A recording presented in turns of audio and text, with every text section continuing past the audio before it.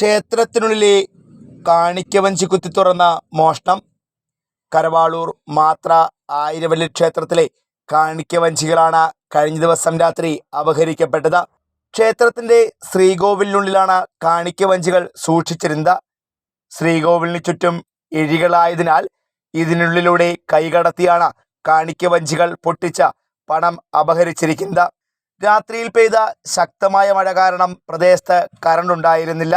തുടർന്ന് സംശയം തോന്നിയ വാച്ചറാണ് ശ്രീകോവിലിന് സമീപം പരിശോധന നടത്തിയത്. കാണിക്കവഞ്ചികൾ പൊട്ടിച്ച പണം അപഹരിച്ച വിവരം അറിയുന്നത്. തുടർന്ന് ക്ഷേത്രം ജീവനക്കാരെയും ദേവസ്വം ബോർഡ് അധികൃതരെയും വിവരമറിയിക്കുകയായിരുന്നു. ബുധനാഴ്ച രാവിലെയോടെ ദേവസ്വം ബോർഡിൻ്റെ പരാതിയുടെ അടിസ്ഥാനത്തിൽ പുനലൂർ പോലീസ് സ്ഥലത്തെത്തി പരിശോധന നടത്തി.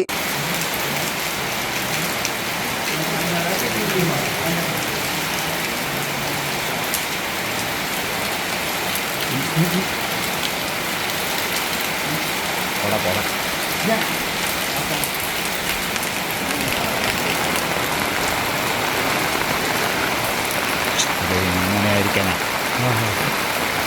ഇങ്ങോട്ട് വാ. വിരലടയാള വിദഗ്ധരും ശാസ്ത്രീയ പരിശോധനാ സംഘവും ക്ഷേത്രത്തിലെത്തി തെളിവെടുപ്പുകൾ നടത്തിയിട്ടുണ്ട്. പ്രദേശത്ത് കഴിഞ്ഞ ഏറെ നാളുകളായി മോഷണ ശ്രമങ്ങൾ പതിവായിരുന്നുവെന്ന് പ്രദേശവാസികൾ പറയുന്നുണ്ട്.